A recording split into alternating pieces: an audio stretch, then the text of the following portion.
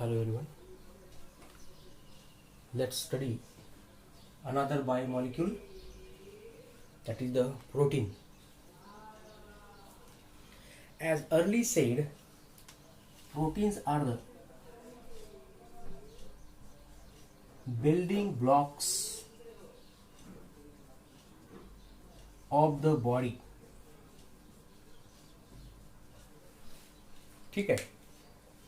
आता पहा, एक स्टार्टिंगला आपण हा कन्सेप्ट क्लिअर करू की what is mean bye a building block. ठीक आहे. आता एक पर्टिक्युलर सेल समजा बनवायची असेल, कारण आपण सुरुवातीच्या लेसनमध्ये पाहिलं आहे की लिव्हिंग ऑर्गॅनिझम जेव्हा आपण कन्सिडर करतो, it is made up of a cell that is the structural and functional unit of the body. It is the functional unit of the whole life, that is the cell. मग जेव्हा आपण सेलचं composition पाहिलंय, त्याचं structure पाहिलंय, organisation डिटेलमध्ये discuss केलंय आपण, तर एक बेसिक सेल जर आपण पाहिली तर त्याच्यामध्ये suppose it is eukaryotic cell, तर न्यूक्लियस कंट्रोलिंग सेंटर ज्याला म्हणतो आपण, and it is surrounded by the cytoplasm. आणि सायटोप्लाझम कशापासून तयार होते, तर it is made up of only chemicals. ठीक आहे. हे झालं structure of a single cell. आणि सेलला आपण कन्सिडर करतो it is the building block of the body. Cell सुद्धा आपल्या बॉडीची बिल्डिंग ब्लॉकच आहे, but actually cell it is the unit. It is the basic unit which makes the complete organism. स्वतः डिवाइड व्हायचा आहे, डिफरन्शिएट व्हायचा आहे सेलपासून tissue, organ system and that all. आता इथं जो कन्सेप्ट आहे, why proteins are the building blocks of the body. सेलला पण आपण एक बिल्डिंग ब्लॉकच कन्सिडर करतोय, मग प्रोटीनला पण बिल्डिंग ब्लॉक का म्हणायचं आहे? कारण जे बायोमॉलिक्युल्स आपण कन्सिडर करतोय, carbohydrates, nucleic acid, protein and lipids, याच्यापैकी carbohydrate, nucleic acid, protein are the macromolecules. सांगितलंय तुम्हाला. So protein is also one of the macro biomolecule. याचा अर्थ प्रोटीन मध्ये सुद्धा हाय मॉलिक्युलर वेट असेल. ठीक आहे. मग आता बिल्डिंग ब्लॉक का म्हणायचं आहे, कारण बॉडी मधले, आता समजा आपण ॲनिमलची बॉडी जर कन्सिडर केली तर याच्यामधले जे टिश्यूज राहतात, एक्झाम्पल घेऊ आपण मसल्स, तर मसल्स त्या व्यक्तीचे स्ट्रॉंग बनतात ज्या बॉडीमध्ये, ज्या पर्सनमध्ये प्रोटीनचं प्रमाण जास्त असेल. ठीक आहे. म्हणून आपण म्हणतो की use the protein rich diet. जे आपण डेली कंझ्युम करतो, जे काही फूड आपण घेत असेल, तर त्याच्यामध्ये प्रोटीनचं प्रमाण जास्त असले पाहिजे. त्याला रिझन हेच आहे की प्रोटीनपासून आपली बॉडी बिल्डअप होत असते. पहा, थोडंसं कन्फ्युजन आहे. बॉडी तयार करणारा जो युनिट आहे, इट इज अ सेल. ठीक आहे. मग ऑर्गॅनिझम कोणतंही असेल, ॲनिमलमध्ये पहा आपण, some person are look like the weak person, some are healthy person, है ना. आपण पाहतो त्यांची स्ट्रॉंग बॉडी वगैरे असतं, काही जणांची बॉडी थोडीशी वीक राहते. ऍक्च्युली ती बॉडीची अरेंजमेंट आहे. वीक आहे म्हणजे काही वाईट नाही आहे, त्याचा काही लाईफ स्पॅन कमी जास्त नसतो. पण पूर्ण सेल बॉडी तयार कशी होते, तर with the help of cell. So it is the unit, basic unit, fundamental unit. पण त्या बॉडीमध्ये, त्या ऑर्गॅनिझममध्ये जो स्ट्रॉंग, जी स्ट्रेंथ येऊन राहिली, त्याला बनवण्याचं काम कोण करते, तर प्रोटीन. ठीक आहे. बेसिक युनिट म्हटला तर सेल, आणि बिल्डिंग ब्लॉक म्हटला तर तो प्रोटीनच कन्सिडर करायचा आहे. ओके. तर असं लक्षात ठेवायचं आहे. लाईफचं बिल्डिंग ब्लॉक विचारलं तर बायोमॉलिक्यूल आहे. पूर्ण लाईफ, लिव्हिंग ऑर्गॅनिझम. सेलला लिव्हिंग का म्हणताय? Why cell is called as the live unit of the body. Live आहे की नाही? आहे लाईव्ह, कारण तो मुवमेंट करतो. It show the growth, differentiation, everything. ह्या सगळ्या सेलच्याच प्रॉपर्टी आहेत. मग सेल लाईव्ह का असेल? Because cell contain the chemical which undergo chemical reaction spontaneously. तर असे काही बेसिक कन्सेप्ट असतात पहा. तर या ठिकाणी जो तुम्हाला क्वेश्चन केला जाईल पेपरमध्ये की which biomolecule is considered as the building blocks of the body, then the answer should be protein. Okay, so this is generally introductory part. Now, as we are looking at the biomolecules, every biomolecule is made up of monomer. जसं carbohydrate मध्ये पाहिलं आपण, it is made up of sugar, सॅकॅराइड.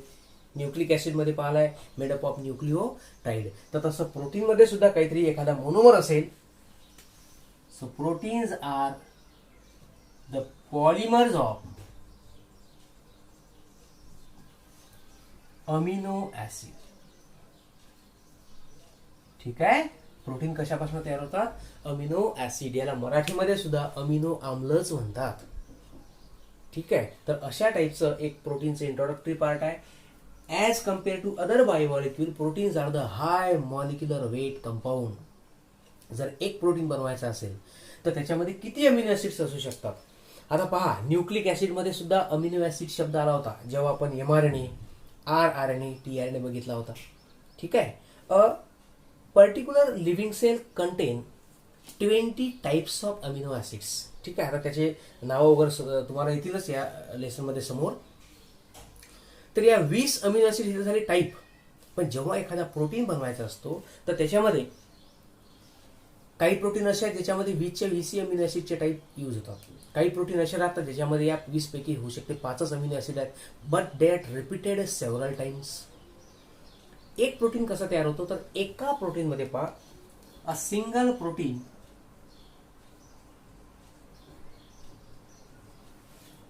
May consist of 100 to 1000 molecules of amino acids. म्हणून त्याला हाय molecular weight compound म्हटलं. विद्यार्थी मित्रांनो, आता जर आपण याचं केमिकल कंपोजिशन पाहिलं की जसं आपण कार्बोहायड्रेटमध्ये it is made up of carbon, hydrogen, oxygen. एकदम सिंपल स्ट्रक्चर जर कोणतं असेल तर ते कार्बोहायड्रेटचं. प्रोटीनमध्ये सुद्धा कार्बन, हायड्रोजन, ऑक्सिजन आहे. In addition to that, it contains nitrogen and a sulfur also. लक्षात ठेवायचं आहे हा. प्रोटीन आणि न्यूक्लिक ऍसिड मध्ये डिफरन्स कोणता आहे? तर जे एलिमेंट्स आपण पाहतो, carbon, hydrogen, oxygen, nitrogen, phosphorus, sulphur. तर याच्यापैकी प्रोटीनचा विचार जर केला तर याच्यामध्ये फॉस्फरस नसणार. याच्यामध्ये काय राहील? कार्बन, हायड्रोजन, ऑक्सिजन, नायट्रोजन आणि सल्फर सुद्धा राहतो. तोही सगळ्या प्रोटीनमध्ये नसतो. In some protein the sulphur is present. तर अशा पद्धतीनं जर आपण एलिमेंटच्या लेवलला जर स्टडी केलं की what the proteins are made up of, तर such type of the elements. Okay. आता आपल्याला पाहायचं आहे की एक प्रोटीन जर आपल्याला बनवायचा असेल तर तो कसा बनतो. ठीक आहे. पहा आता, chemically proteins are called as polypeptide. ठीक आहे. किंवा आपण त्याला म्हणतो it is made up of polypeptide chain. कोणत्याही प्रकारचं कन्फ्युजन करायचं नाही. बायोमॉलिक्यूल स्टडी करताना एक एक बायोमॉलिक्यूल डिटेलमध्ये बघा. सुरुवातीचा कार्बोहायड्रेट का घेतला मी? सोपा आहे, वेगळा आहे. न्यूक्लिक ऍसिड का घेतला सेकंड नंबरला? कारण डीएनएचं महत्व तुम्हाला माहित असायला पाहिजे. आता त्या डीएनए मध्ये लिहिताना आपण पाहिलाय की स्ट्रँड ऑफ डीएनए और आरएनए. न्यूक्लिक ऍसिड मध्ये आपण पाहिलाय की कोणताही न्यूक्लिक ऍसिड असेल तर तो कशापासून तयार होते तर it is made up of strand. DNA असेल तर डबल स्ट्रँड म्हणतो आपण त्याला, आणि आरएनए असेल तर सिंगल स्ट्रँड म्हणतो. मग ऍक्च्युली स्ट्रँड म्हणजे काय तर त्या ठिकाणी चेन वर्ड आला होता है ना. त्याला आपण न्यूक्लिओटाइड चेन म्हटलं होतं, सिक्वेन्स म्हटलं होतं. आठवते का? तसाच कन्सेप्ट या ठिकाणी यूज करायचा आहे की इथं सुद्धा प्रोटीन कशापासून तयार होतात? Amino acid. एका प्रोटीनमध्ये 100 किंवा 100च्या वरही अमिनो ऍसिड होऊ शकतात, 100 to 300 अँड मोर. तर लक्षात ठेवायचं तुम्हाला की अमिनो ऍसिड जेव्हा कंबाईन होतील, दे बॉन्डेड टुगेदर, तर त्या अमिनो ऍसिडची काय तयार होईल? एक चेन तयार होईल. जशी न्यूक्लिक ऍसिडमध्ये न्यूक्लिओटाइडची चेन तयार झाली होती तशी प्रोटीनमध्ये अमिनो ऍसिडची चेन तयार होईल. आणि त्यालाच म्हणायचं तुम्हाला पॉलीपेप्टाइड. हा, पेप्टाइड का म्हटलं ते आपण आता डिस्कस करू. ठीक आहे. तर प्रत्येक मॉलिक्यूलचं नाव लक्षात ठेवा. Carbohydrate are polysaccharides, nucleic acid are polynucleotide. Okay. In the same way proteins are polypeptide. Now let's see what is mean by an amino acid.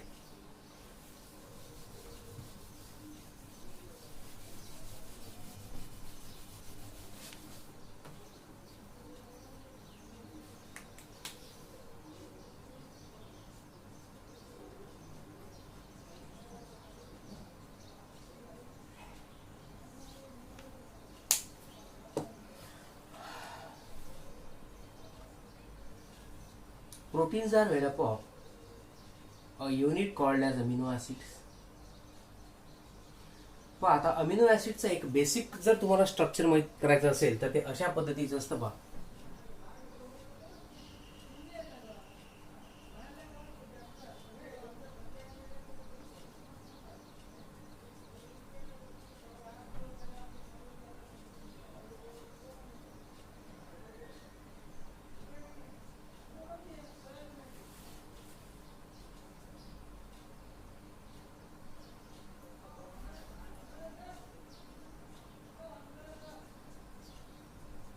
पहा तुमच्या लक्षात येते आता. तू म्हणसाल आता हे काय फॉर्म्युला आहे बा, कशा पद्धतीचा आहे. तर पहा कोणत्याही प्रकारचा एखादा जेव्हा आपण मॉलिक्यूल कंपाऊंड कन्सिडर करतो तर त्याच्यामध्ये एकापेक्षा जास्त एलिमेंट्स असतील आणि बेसिकली हेच राहतात कोणते, कार्बन हायड्रोजन. ऑर्गॅनिक कंपाऊंड कोणतंही असेल तर त्यातलं जे बॅकबोन आहे ते असते कार्बन हायड्रोजनचं स्केलेटन. ठीक आहे, जसं आपल्या बॉडीमध्ये बोनचं स्केलेटन आहे तसं कॉम्प्लेक्स मॉलिक्यूलमध्ये स्केलेटन कोणतं असते, बेसिक त्याचं फ्रेमवर्क, त्याच्यापासूनच तो बायोमॉलिक्यूल तयार होतो. तर कार्बन आणि हायड्रोजनच्या बॉन्ड शिवाय कोणताही बायोमॉलिक्यूल बनत नाही, कारण आपण ऑर्गॅनिक कंपाऊंड्स पाहून राहिलो. And every organic compound are called as carbon containing compounds.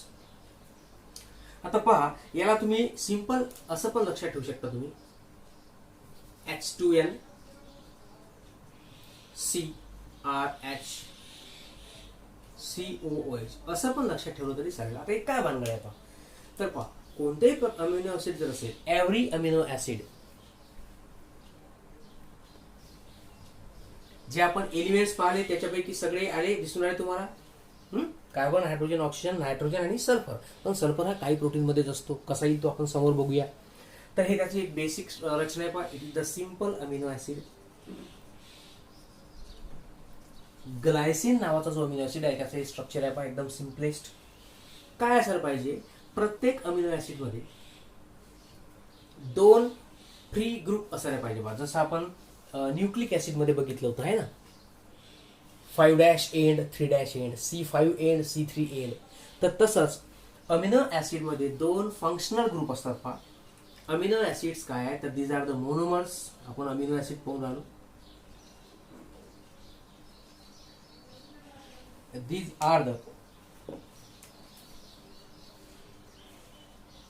monomer or basic unit of proteins. They are made up of 2 functional groups. कोणत्याही अमिनो ऍसिड मध्ये काय असायला पाहिजे, 2 फंक्शनल ग्रुप पाहिजे. फंक्शनल ग्रुप म्हणजे काय, जेव्हा एखादा प्रोटीन तयार होत असेल तेव्हा या फंक्शनल ग्रुपमध्येच एक रिॲक्शन घडते का पहा, आणि त्या रिॲक्शनच्या थ्रू ते काहीतरी एक स्वतःची काय बनवतात, एक लॉंग चेन बनवतात which is called as polypeptide. Poly means many. तर हे त्या अमिनो ऍसिडचं रचना असते पहा. 2 फंक्शनल ग्रुप कोणकोणते असतात बघा.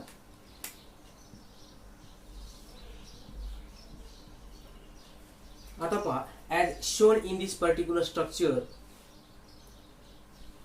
At left side. आता असं जर कन्सिडर केलं आपण, तिकडली राईट साइड इकडली लेफ्ट साइड, कोणती कन्सिडर करा जी तुम्हाला साजेशी असेल. तर at one end it consist of H2N किंवा आपण याला NH2 म्हटलं तरी चालेल. NH2 group and it is called as amino group किंवा अमायनो ग्रुप. काय म्हणायचं आहे, amino group. And another end it consist of COOH group and it is called as carboxyl group. Okay, किंवा याला असं पण म्हणू शकता तुम्ही, it is the acidic group and it is the basic group. ठीक आहे. COOH कोणत्याही कंपाऊंड मध्ये जेव्हा असेल तेव्हा तो एक असतो organic acid. For example acetic acid. काय फॉर्म्युला आहे तर CH3COOH. म्हणजे ज्या कंपाऊंड मध्ये COOH नावाचा एक ग्रुप असेल त्याला आपण ऑर्गॅनिक ऍसिड कन्सिडर करतो. हे सगळे केमिस्ट्रीमधले कन्सेप्ट्स आहेत विद्यार्थी मित्रांनो. According to the functional group the organic molecules are being named. त्याची नावं त्याच्या दिली जातात. ठीक आहे. तर स्ट्रक्चरच्या नुसार त्याचं आपण लेबलिंग करत असतो. तर अशा पद्धतीनं कोणताही अमिनो ऍसिड असेल, जे 20 अमिनो ऍसिड्स या एखाद्या सेलमध्ये प्रेझेंट राहतात, 20 टाईप ऑफ अमिनो ऍसिड, त्यातल्या प्रत्येक अमिनो ऍसिडची रचना कशी असू द्या आता इथं हा एक बेसिक आहे, त्याच्यामुळे मी इथं काय म्हटलं सेंटरला CRH. आर म्हणजे काय, it is any alkyl group. तिथं मिथिल ग्रुप राहू शकतो CH3, तिथं इथिल राहू शकतो, तिथं प्रोपेन राहू शकतो, ब्युटिल ग्रुप राहू शकतो, कोणताही ग्रुप राहू शकतो, depending upon the complexity of that amino acid. सगळ्यांचे स्ट्रक्चर, सगळ्यांचे फॉर्म्युले एकसारखे थोडी असणार आहे. प्रोटीनचे एक्झाम्पल घ्या, the protein which makes our whole body.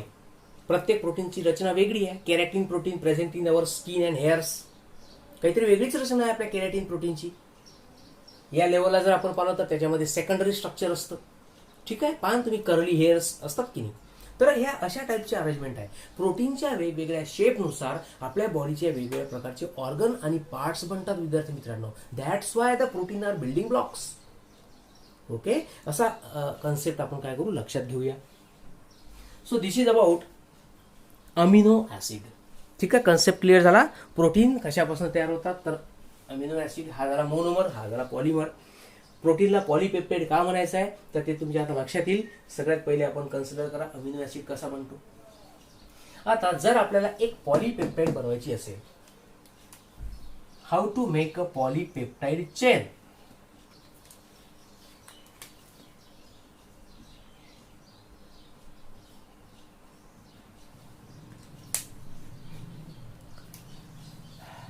It is formed by combination of, actually combination म्हणजे केमिकल रिॲक्शन करते बा, कंडेन्सेशन नावाची. कोणती, कंडेन्सेशन नावाची रिॲक्शन करतं. And form by combination of many amino acids. किती अमिनो ऍसिड राहू शकतात आपण स्टार्टिंगला बघितलंच आहे. आता आपण काय करू, 2 अमिनो ऍसिडला कंबाईन करून बघू, है ना. हे जे पेप्टाइड शब्द आहे आपल्याला ऍक्च्युली पाहायचं आहे की कोणता केमिकल बॉन्ड तयार होतो. जसं आपण कार्बोहायड्रेटमध्ये ग्लायकोसिडिक कालच्या टेस्टमध्ये पण होता, है ना. जेव्हा न्यूक्लिक ऍसिड पाहतो त्याच्यामध्ये सुद्धा आपण हायड्रोजन बॉन्ड, फॉस्फोडायस्टर बॉन्ड्स बघितले होते. तशा टाईप इथं कोणता बॉन्ड तयार होतो. आता एक पर्टिक्युलर अमिनो ऍसिड इथं मांडला मी, असे 2 अमिनो ऍसिड आपण कंबाईन करण्याचा प्रयत्न करू. पहा आता, एक काम करून आपण याला इरेज करून टाकू, म्हणजे आपल्याला स्पेस मिळेल.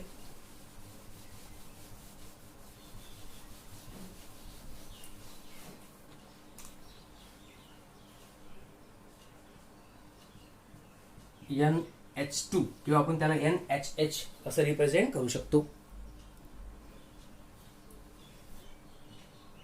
CRH, कार्बन 4 बॉन्ड तयार करतो आहे ना, त्याच्यामुळे COOH म्हणजे हा झाला कार्बॉक्सिलिक ग्रुप, किंवा याला मांडताना C डबल बॉन्ड O, कारण ऑक्सिजन हा डबल बॉन्ड तयार करतो. हे सगळे त्याच्या व्हॅलन्सीवर डिपेंड असतं. आता हा एक झाला अमिनो ऍसिड, आपण याला नाव देऊन टाकू. Suppose it is AA1. It is the first amino acid. Plus आता दुसरा अमिनो ऍसिड अशाच पद्धतीने ड्रॉ करायचा आहे तो पण. HNH CRH C double bond OH. It is suppose second amino acid AA2 plus so on. असा शेवटचा जो असेल त्याला आपण नाव देऊ शकतो AAN. ठीक आहे, AAN म्हणजे काय, तो लास्ट अमिनो ऍसिड आहे. मग तो होऊ शकते it is of the 100 number और 300 अँड मेनी मोर. तो लास्ट अमिनो ऍसिड आहे. आता जेव्हा हे अमिनो ऍसिड कंबाईन होतात तर कोणती रिॲक्शन घडून राहिली, दे अंडरगो